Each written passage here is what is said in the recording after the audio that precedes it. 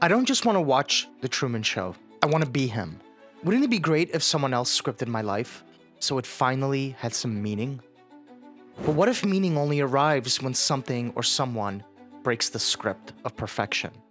When someone refuses to play along with how I want the world to act around me? We love watching The Truman Show because his world is safe and curated. You're now watching me watch Truman. Welcome to the recursion.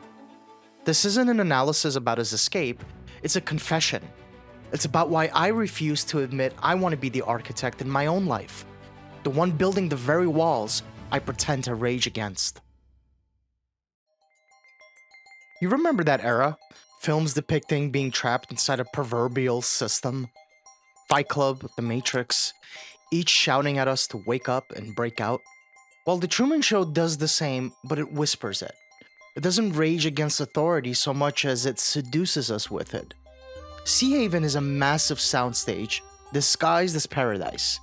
It's Truman's hometown.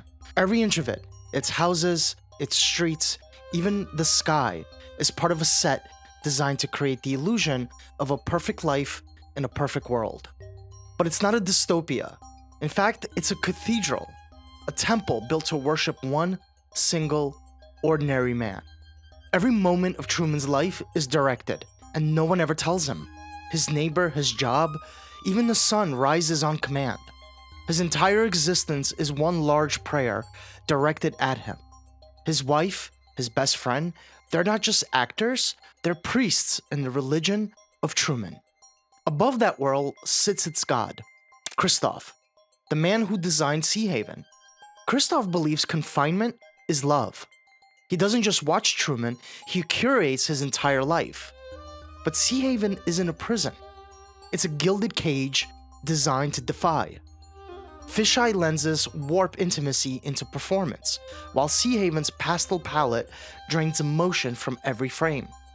What's worse is how much I crave this, because my social feed has conditioned me to believe that a life devoid of any adversity isn't just desirable, it's a God-given human right. Every story discontrolled, though, needs a glitch. Christoph underestimates the power of human connection. He built Sea Haven airtight until one of the actors stopped reading their lines. Lauren, a woman, and the only person who looks at Truman like the cameras aren't there. A single, unscripted, unrehearsed look does more damage to the illusion of Sea Haven than any malfunction ever could. Because once we feel something real, the lie around us becomes more obvious. I recognize Sea Haven very clearly because I built smaller versions of it for myself. Safety turned into choreography, order morphed into worship, and the unknown has become the one thing I can no longer stand. The film's core question becomes my own. Given the chance, would I choose to be Christoph, that god? And so, my story isn't about Truman being trapped. It's about why I keep trying to build that same trap for myself. Every system that depends on belief eventually creates its own heretic. In Truman's world, curiosity is sin. His breakout begins with tiny fractures. A stage light crashes. A radio channel glitches. Even his dead father reappears. But the ghost that haunts him most isn't his father. It's her, Lauren, the woman who tries to tell him everything. The one they said moved away. Every doubt begins with the memory of her eyes. Someone who knows the truth and cares enough to risk saying it. She isn't in the script, so she's in every moment that doesn't make sense. His world stays bright, but its polish slowly starts to rust. Truman isn't rebelling just yet though, but he's noticing. And noticing in a world built on design is step one in ultimate defiance. The film's real masterstroke is showing us Truman's audience and making us complicit, not in their voyeurism, but in their envy. They don't just watch Truman, they adore him, like we adore people live streaming their lives. They live vicariously through his manufactured joy and scripted tribulations. Why? Because his pain has meaning. His entire existence, while curated, is narratively coherent. In a world of chaotic, meaningless suffering, Truman's suffering is at least part of the plan. Starved for meaning, they settle for fiction. And I'm no different. We don't envy Truman because he's trapped. We envy that he feels something real inside a lie. Someone goes off script and breaks the fourth wall for him. We keep waiting for that in our own lives. Someone to look past our curated selves and say, I see you. The envy isn't about beauty or wealth, it's about coherence. A world without randomness, trolls, or failure? Well, let me be honest, I'd sign for it even before reading the fine print. I'd rather be a character in a safe, compelling lie than the author of a messy, chaotic reality. Christoph insists that Truman gives people hope.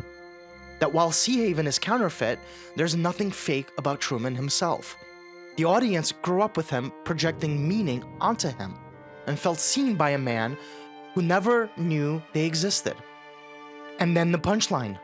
When he finally walks out, the security guards who watched him his entire life blink at the screen and say, what else is on? Hope dissolves into habit in a single channel click. That's the joke the film tells about us. We call it meaning until the program ends.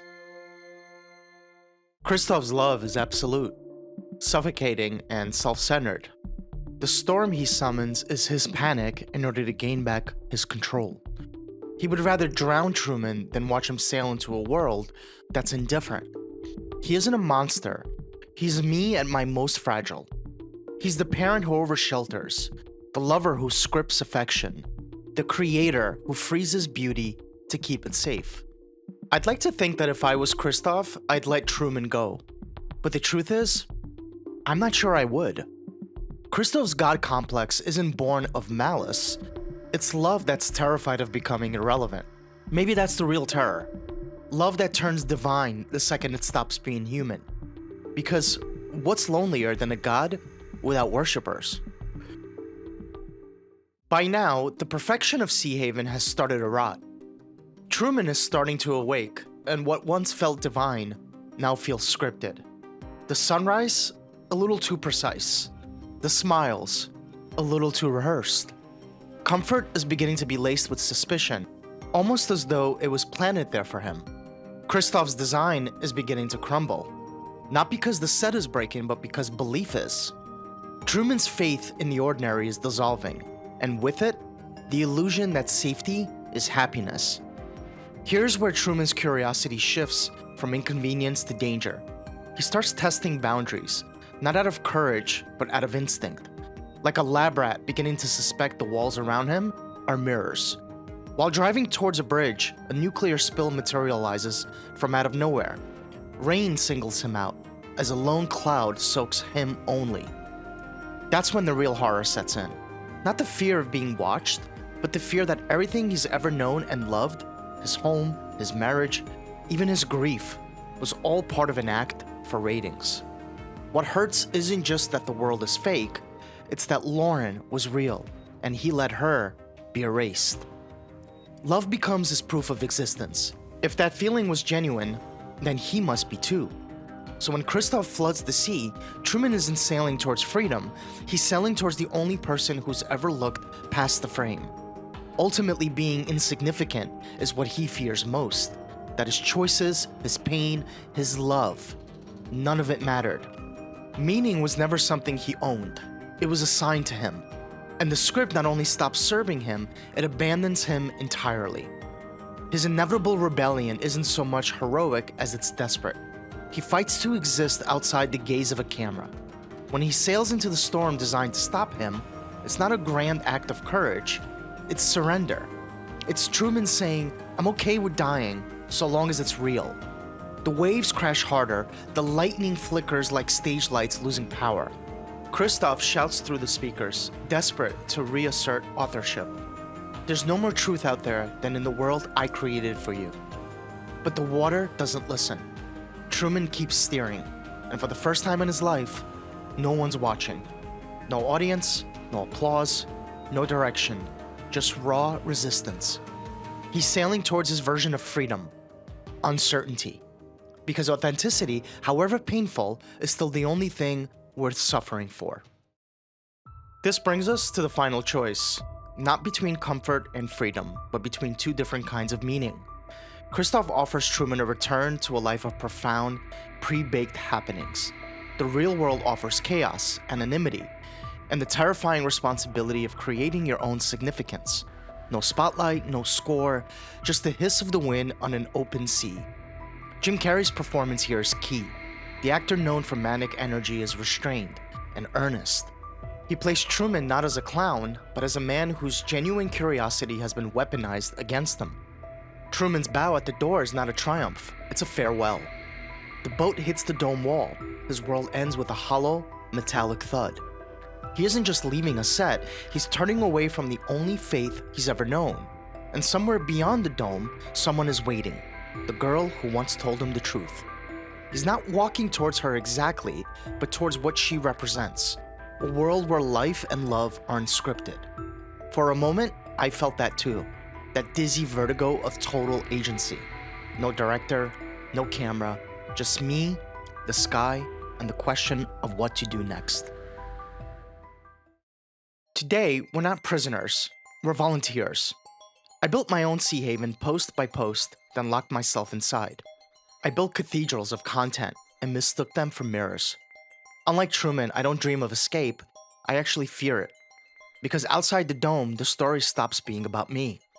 I curate everything, feeds, families, politics, to make their lives as coherent as I wish mine were. It's my secret addiction. Refreshing analytics at 2 a.m., counting likes as prayers. The algorithm isn't my Christoph, I am.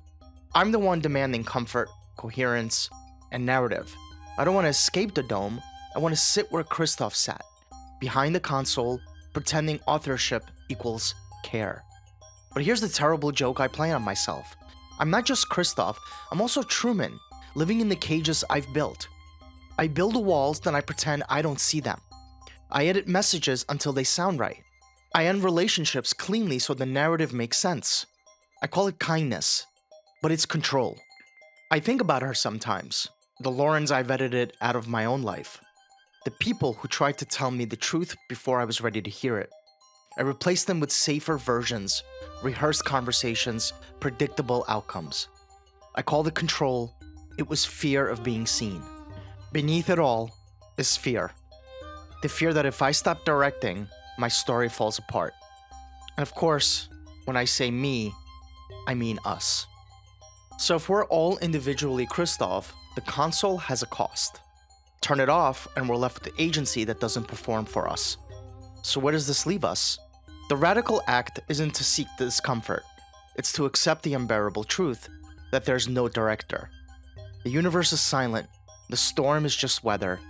Our pain is often random, and our lives are not a story being truly watched by anyone.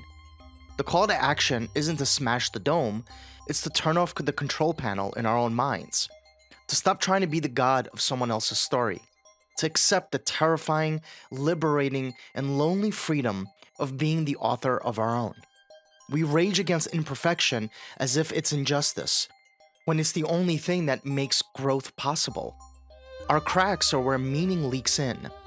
Maybe that's the price of consciousness, knowing that there's no script, but still craving one.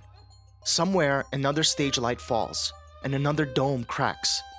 Maybe the dome never breaks, maybe it just fades into the glow of our screens. But every time someone notices the flicker, every time we pause the feed, look up, and ask if what we're watching still feels real. The world shifts a little closer to the truth. Maybe freedom isn't breaking the dome at all. Maybe it's learning to embrace the cracks and choosing to live honestly in the light that breaks through. In case I don't see ya, good afternoon, good evening, and good night.